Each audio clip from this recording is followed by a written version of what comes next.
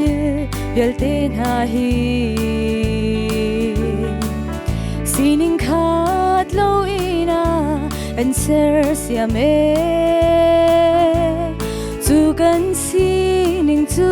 kal takin mi sining shom du zonga kan sining kal ta kho silo zil chi chiang lim shana lang sang chunga mi phun a boy pani akan serve kan phing tlang sang kan zil thini neron sining chong loin an sining fekte nan dir pi boy pani akan ser chik chang mi kan nun phung hi kan nun na khe chen lo in zung zal zau khe na si mi nung kan nun phung hi ngay cha in to kho si lo boy pa pek mi nun phung sun saku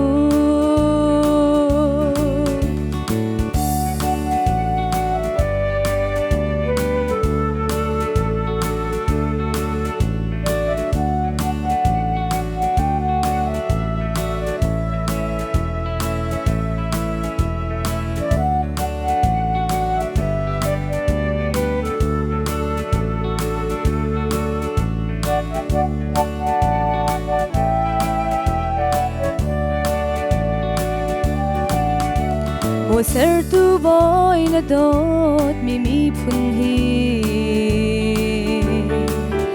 anun na ka ro kho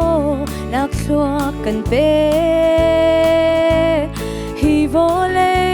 kan nun nak ta na kan pek mi nun phun hi rồi san chiam mi phun kan si der lại mi phun chu boy pa dot mi kan si hau van hai lo in kan lang sang chunga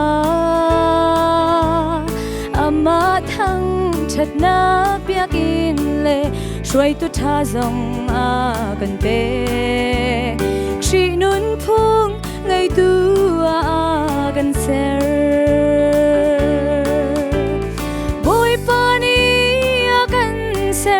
chỉ rằng mi kan nun phung hi kan nun na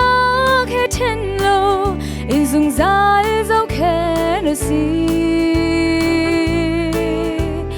mi nung kan nun phung hi ngay cha in to kho si lo boy pa pek mi nun phung sun saku